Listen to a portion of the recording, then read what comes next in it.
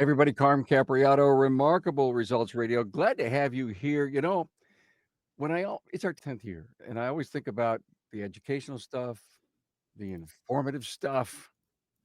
How about this? The illuminating stuff, the instructive and revealing things that we have done over all these years on the podcast, bringing the automotive repair network or leadership and insights and ideas to our great industry. Thank you so much to our great sponsors. More than 16% of light-duty vehicles on the road are EV and hybrid. Is your shop ready to safely and properly service them?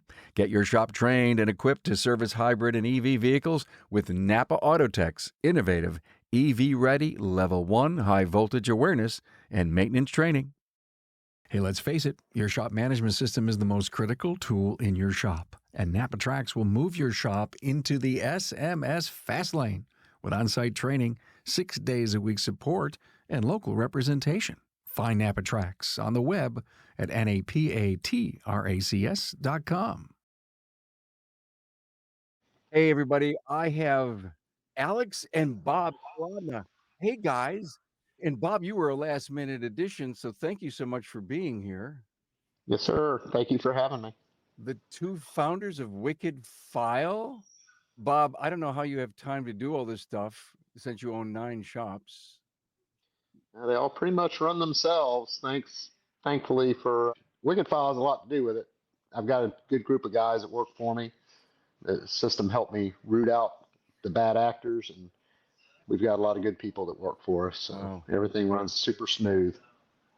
What a testimonial that is. Well, we've had Alex on previously, episode 970, back July of 24. I found it to be a fascinating article.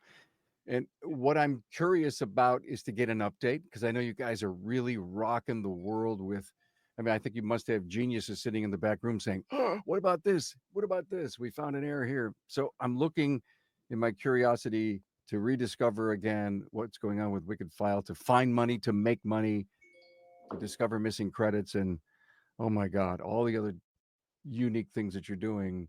Alex, what's new? Yeah. No, I appreciate the intro there. And the thing I'm really excited about is so much is new, Carm, from what we spoke about over the summer. Back then, there was a lot of great feedback that we were hearing from the customer base, a lot of interesting things that we were starting to see with how people were using WickedFile, right? And just for those who aren't familiar with what we do, we basically help track the flow of parts for auto repair shops inside of your business today. And so what I mean by that is that water pump you bought, for your shop that was going to go on a customer's car. Sometimes it doesn't end up on a car, or maybe 2 were ordered and one, went missing, or one was supposed to be returned and it was never credited back, right? People today are tracking this stuff by hand, and it's really, really hard to get the insights into how my business is actually doing. And, there's resources everywhere that will tell you how to make more money, how to grow your shop. But there aren't a lot of resources out there that help you retain what you already have. And that's what WickedFile is. It's years of experience. It's millions of dollars of loss over time from shop owners that we've talked to all over the US. It's best practices bundled into a solution and designed to tell you what's working and what's not in the shop today. Yeah, it's a mental picture that I think we need to create, Alex. There's the bundle of parts sitting kind of in the corner. And I don't care if you're the COO, the general manager, or the owner, and you're walking by and you see 2 or 3 items there. And you should do what any good shop owner is. What are those things for? Well, they're from that Buick. Thing is from that Lincoln, and they got it. And you make that mental picture. Yep. Life goes on. It gets crazy. The air conditioning comes on. The heat comes on. Life happens. 2 weeks later, you're asking, hey, what's that for? That's right. You say to yourself, that's for the Buick, that's for the Lincoln. But yet you ordered 2 parts. They didn't know about it because one wasn't right. Year changed. And now you've got a stash of inventory, to your point, that maybe was never used, or something was used, but it never got returned because we're making the assumption that it's yet to be installed. Yep. And so now we've got 100%. these parts sitting and sitting. Listen, I've been in enough shops to know that there is so much stuffed in the corners and on shelves that probably are credits due that you have paid for and never billed. It's wild. My dad can speak to this way more than I can even, but we've just seen some crazy stuff. I mean, I've seen situations where, people have been using the corporate card to buy stuff from Petco, right? I've seen situations where things were, double ordered or triple ordered, like someone ordered 4 window actuators, right? And only 3 or one of them went on a car. The other 3 went home with the employee. Or even looking outside of theft, right? Like just looking at things like the vendor, not scanning stuff in when the part gets back to the warehouse for a return. The shop never sees that credit. But the problem is, if you're not looking at all of this stuff, right? You're not looking at the business as a whole, you're never going to be able to catch everything. By the way, you said something great. I got to stop you for a minute. This just hit my head. Why would we want to be doing business with a supplier that doesn't want to give us 24-hour credit assurance? I agree with that 100%. And if they don't, as a rule, demand it. Exactly. And I think too, I would take that a step further and say, I wouldn't want to do business with a supplier who, doesn't do anything about it if this stuff is brought up. There are some great suppliers out there where, unfortunately the employees are stealing from the vendor themselves, right? And it's no fault of the vendors, but if the vendor catches this or sees this, or the shop sees it and bubbles that back up to the vendor, if the vendor acts on that immediately, that's how you know you've got a great vendor who's trying to improve what they're doing today. Yeah. Bob, since I haven't had you ever on the show with Alex, and since this was so critical and important to your shops, you talk about a place to test everything out of your 9 shops. Can you just guess how much money you could have saved over the years that WickedFile's been around? I know for us, it made an 8.65% difference in our overall profitability. There's so many moving pieces. It's really a big area of loss for a lot of shop owners that they don't even think about. Just having the insights to make sure that the monies that are being spent, if a manager goes out and buys $20 in gas, did it go in a customer's car? Did it go in his car? Where did it go? But even having that insight to see it and know that somebody was either billed for it or it was costed out on the management system is huge. It sounds like a small amount, but when you add that in combination with the parts you returned and you didn't get credit for, the cores. I mean, we had one shop, we had a $1,200 core sitting in the back behind a shelf that nobody knew about. Now, Jana was watching it, my girl who watches all of our WickedFile stuff, and found it. And it's like, this needs to get sent back. There's just a lot, there's so many moving pieces in the automotive industry. It's next to impossible for a bookkeeper to keep up with it. For most bookkeepers, the definition of bookkeeping is I'm going to make sure that I have every invoice for the statements. And that's only a piece of it. You got to look at every dollar that's spent from the company. Yep. It's associated with a statement. Every line item on that statement is associated with an invoice, or those dollars spent are associated with an invoice, whether it's at a grocery store, hardware store, a parts vendor, whatever. Then did all those parts go on my invoices? What happened to all those parts? Are they in inventory? Are they on my customers' invoices? Where are they? And if they do go on if they're not on the customer's invoice and they're not supposed to be inventoried, were they returned? And if they were, did I get my money back? We've seen it all the way down to the credit card companies. We had one with Global Imports. We had returned a power steering pump. We had a $400 core on it. I believe it was a power steering pump, but we returned it. Global gave us the credit card receipt. And at that time, we weren't pulling in the banking information and the credit card information. But soon as we started pulling in the credit card and the banking information, first thing the system kicked up is it said, hey, you didn't get this $400 credit back. And so I thought, surely that's a mistake, because we had the credit card slip with a credit on it. Susan went back through all the American Express statements all the way back to September, and no, we didn't get the money back. So we called American Express, and you hear the guy typing on the keyboard, and he goes, oh yeah, that's a computer glitch. I'll release the funds. Well, is it a computer glitch? Is it? No, you start seeing stuff. To me, I call it legalized theft, because it's not, is it theft? Yeah, because you shouldn't have those issues happen. But it's just like a lot of vendors, dealerships and stuff. If you don't tell them, we had a $5,000 engine core to Jaguar that we returned, we never got our credit And after 60 days, we called them and we're like, hey guys, where's our money? We got the signed RMA. We never got a credit. They go, oh, you got to tell us how you want that applied. Do you want a check or do you want a credit card credit? Okay, I got to stop you for a moment because Yes, my sir. curiosity is killing me. Is WickedFile saying, warning, here's some red flags after it does its matching and you're scanning and you're matching? Do you always go every morning to some WickedFile dashboard to see some red flags?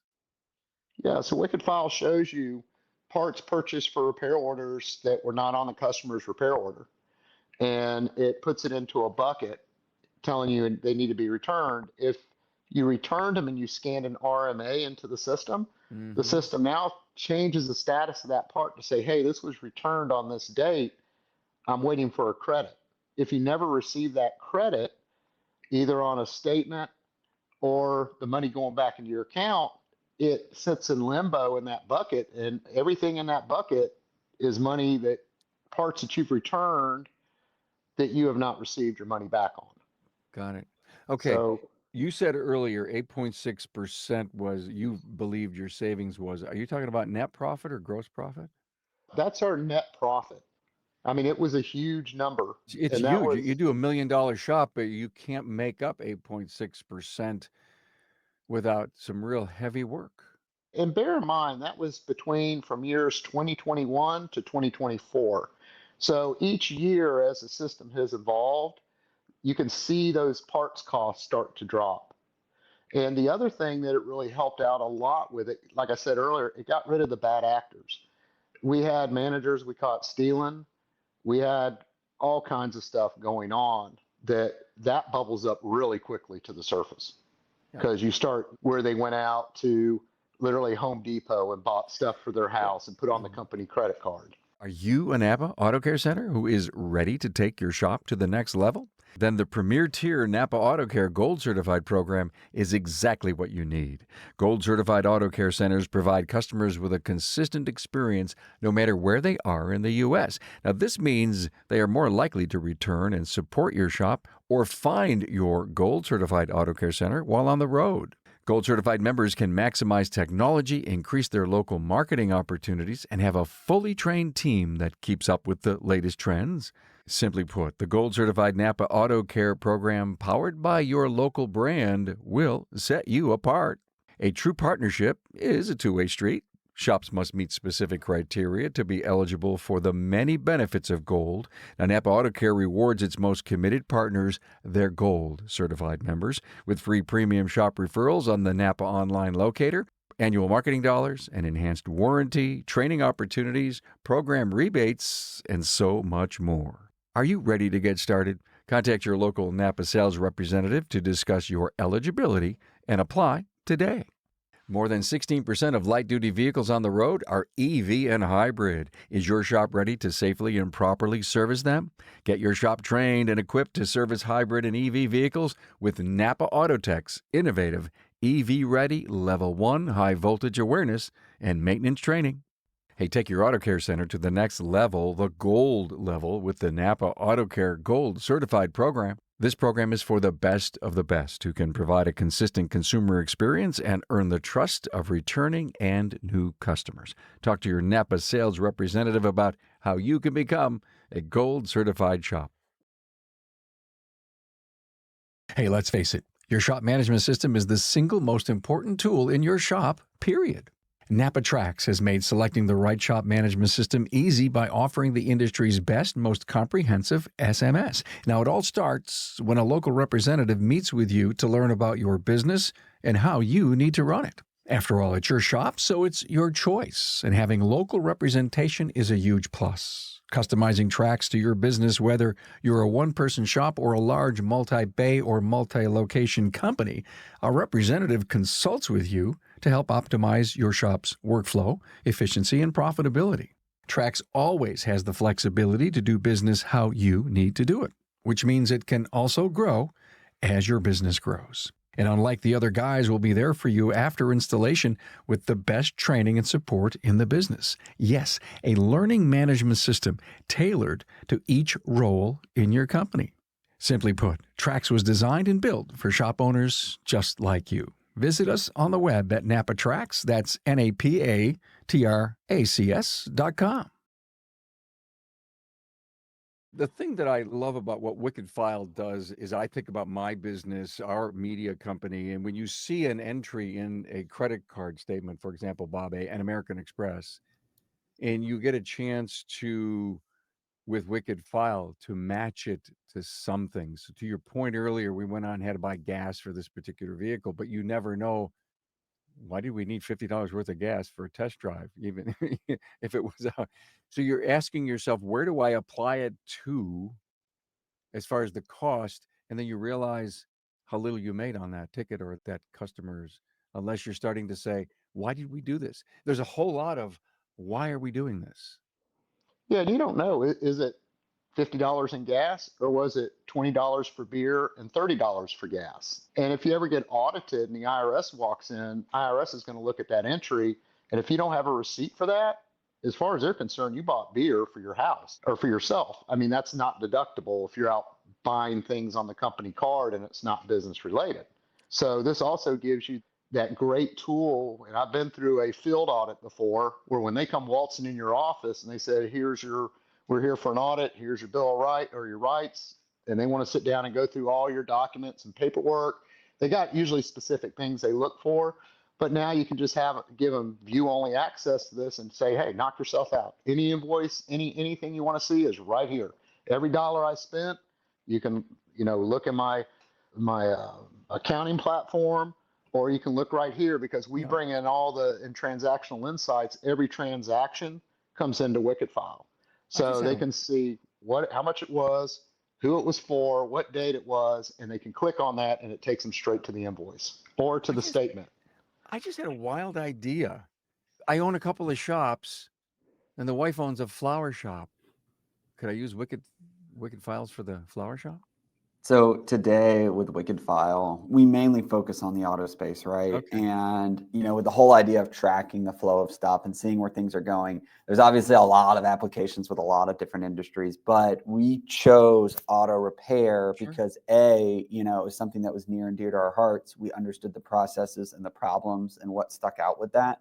But with that being said, you're kind of getting onto the right idea, which is, this problem is bigger than just the auto repair space. A lot of other industries struggle with this problem, but we've created a tool that really complements and is really built for people in the auto repair business. It doesn't just mean independent auto repair shop owners, right? You could be a franchise, you could be diesel or trucking, you could be a body shop. Yep. Those other industries are areas that we're also, referring to, auto repair. And so we're touching a lot of different parts of this industry, but we're really just focusing on automotive today. Alex, what have you been working on? Yeah, so let me share my screen real quick with you here. I can show you what I got.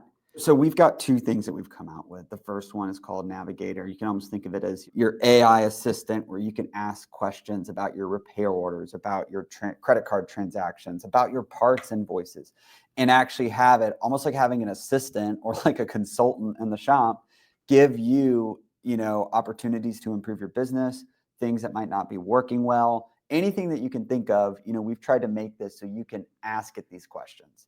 And this was something that came out just recently in August. And so this is the first piece of what we came out with our release.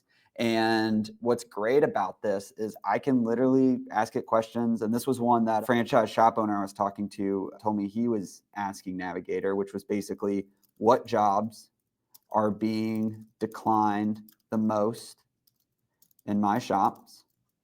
And what day of the week has the most declined work? I'm going to say for 2025.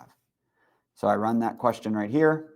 It's going to sift through 53,000 repair orders that have been uploaded into the system. And it's going to tell me a brief report or a brief summary of what it sees based on the information that I've uploaded. So you can see it immediately spits out a report. Brake fluid flushes are one of the biggest ones. And you can see on Tuesdays, that is the highest day of the week where we see the most amount of declined work for brake fluid flushes. So now I know what parts are being declined the most or what jobs. I know the day of the week. So maybe my team, kind of kicking back after they get through the Monday rush, and Tuesday's Yeah, kind of a right. day where they're not selling as hard. Yeah. But then I can also know what types of jobs, whether it be air filter replacements, spark plugs, and other stuff is, related to me not being able to sell more into the business. Man. So did you have to get involved with AI software, or did you write this language search?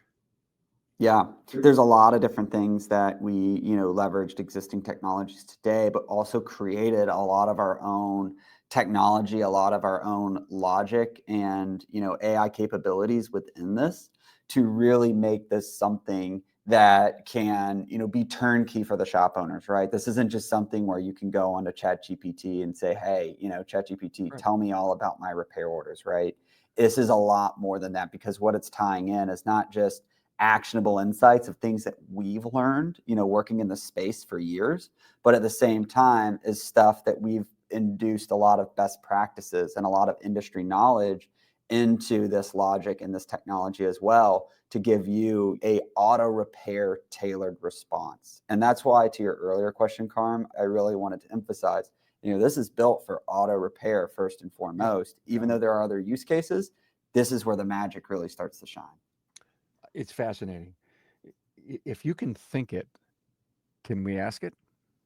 Pretty much. I mean, there's obviously limits to everything, right? It can't run your shop for you, But but I would rather see it does it. a pretty But Alex, I would rather see it fail exactly. while I continue to challenge my think, because there's got to be. And again, here's this great piece. Why Tuesdays?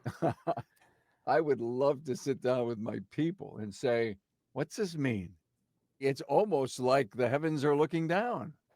Yep. No, that's exactly what it is. And I think, I think the biggest thing within business, right, is it's not always knowing what the right path is, right, or what the best solution is, or what the best option is. Those are all good things, right? And they do help. But the thing that matters even more than that is knowing what questions to ask, right? A person who can understand what the right questions are to ask can literally make or break a business. And the great thing about this tool is if you have an idea of where you want to try to improve your business, or you just even need some inspiration, this thing kind of takes whatever's at the top of your mind, runs with it, and can give you insights into, what are the conversations, what are the questions you need to be asking your team in order to challenge them and make them better in what they're doing today.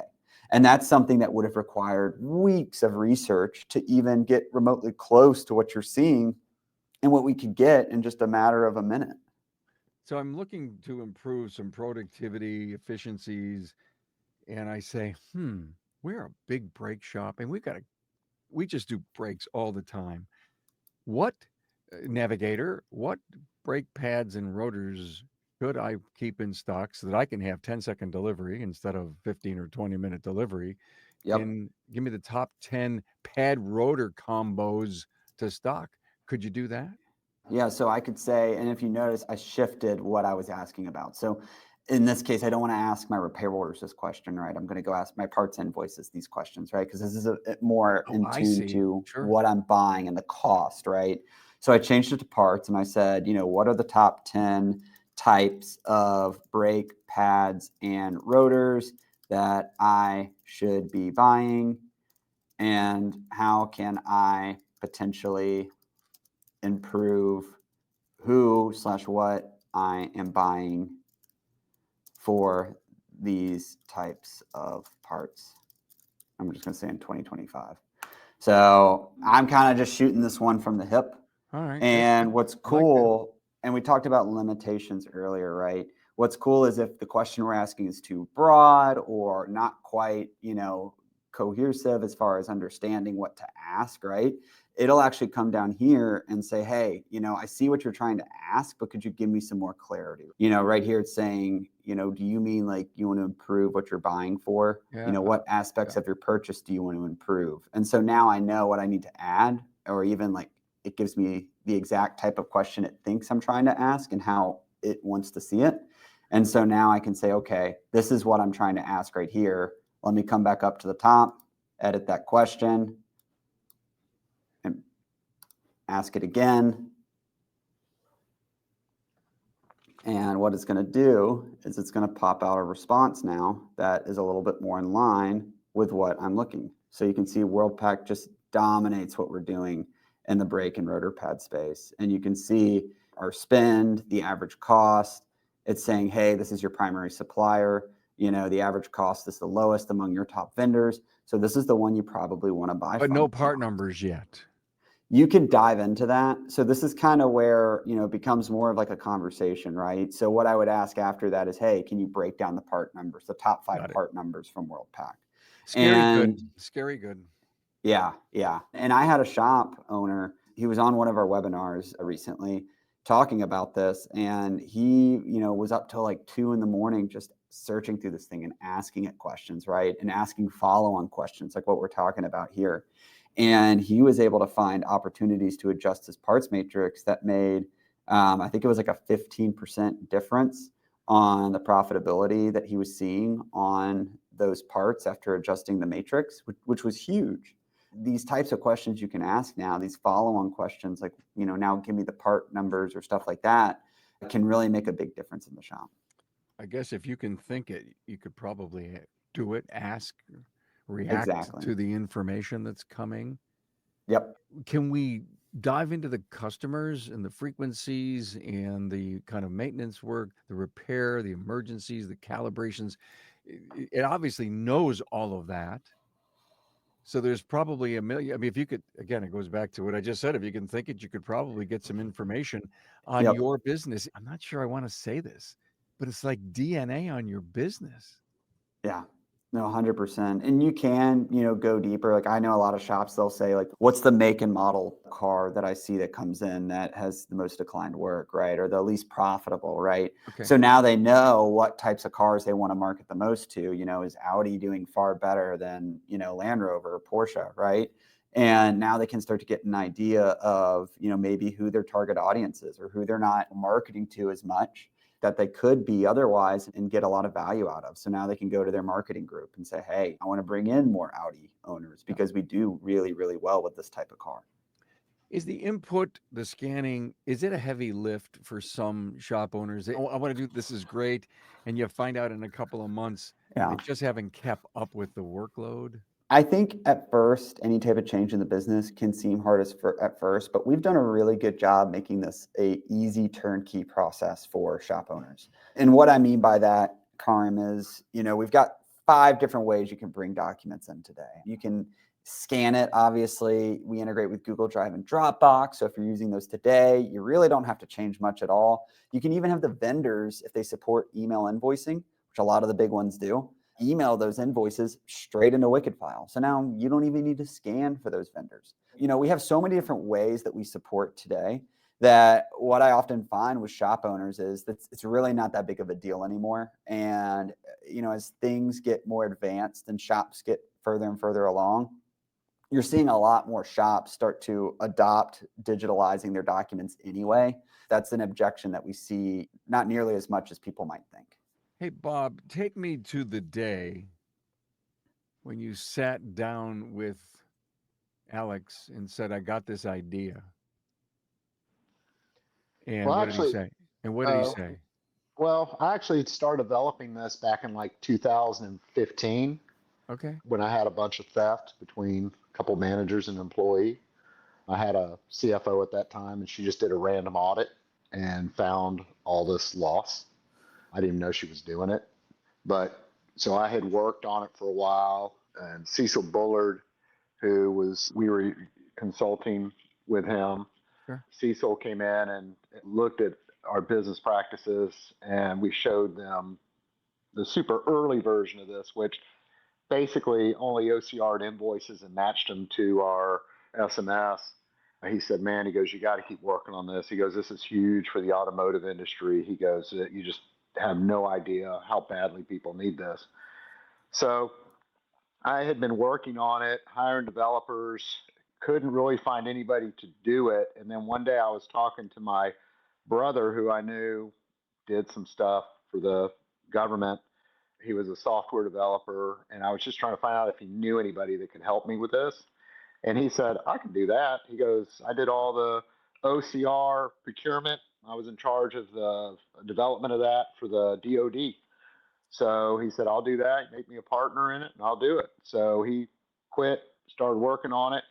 He had built up the infrastructure with the AWS, all the backup servers and everything. And Alex was working in software himself. And one day I was showing Alex what he was building, what Paul was building. And Alex said, Dad, he goes, we don't even have this with our company. The company he worked for was an international company. He goes, this kind of infrastructure. He goes, if I quit, can I, partner with you guys? And I talked to Paul and we said, yeah, man, it'd be great. Come on. And Alex came on and then he took over the role of CEO and he's done a fantastic job building those connections, help guiding the company, help guiding development, setting up all the back end sales and support people. It's really, really, as we have refined this thing, and first thing Alex realized is everything I want is not what everybody else wants. So he found that happy balance for everybody. It's taken off, and this year it's crazy how much the word's gotten out over time, and we get so much referral work. It's exciting to see. I'm excited about seeing it help people and hearing all the stories of where have caught theft and things, just bad things that could have put them out of business and just totally turned their business around. Because my mom taught me when I was a kid, she said, never focus on the money, always focus on the job. If you do a good job, the money will always follow, and I always have. I get more out of seeing the happiness come from in the excitement from people than anything else. Navigator, the only thing you guys got that's new? Is there anything else? No. So there are some new stuff. I stopped sharing here. Let me pull it back up here. So we also have this thing called custom reports, right? It's great that I can ask questions, but now thinking about, okay, I have this AI tool that can kind of coach me. It can kind of tell me how to improve my business. It can help guide me on best practices, right? A lot of really neat things that it can give me as far as how do I improve. But now there's the other half, which is how do we ensure that these improvements stick around? What are some things that we can do better?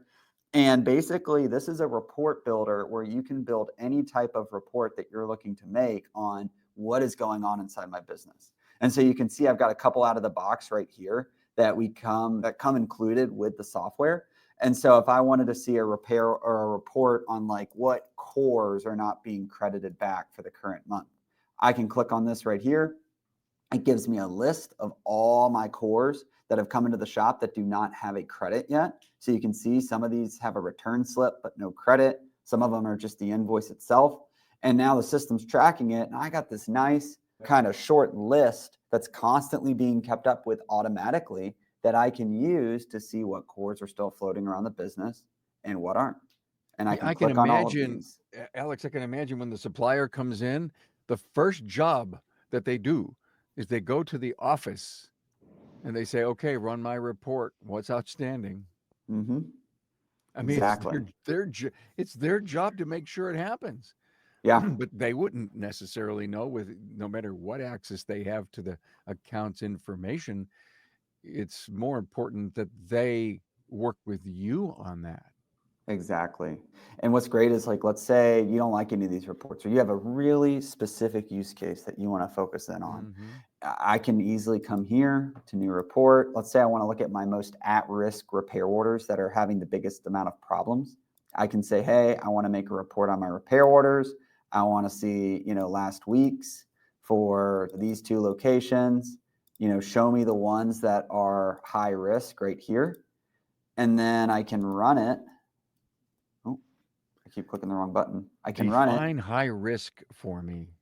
Yep, I can do that. So you can see I have one RO here, right? And this is my one high risk RO of all my ROs. So what that means is this. If I click on that RO, we have this kind of sliding line. And we're like, how does this RO compare as far as like how good everything looks? How well did everything end up on the RO at the right costs, at the right margins, compared to the average one in my shop? And you can see this one's doing significantly worse. And what's causing it is our RO margin is 25%.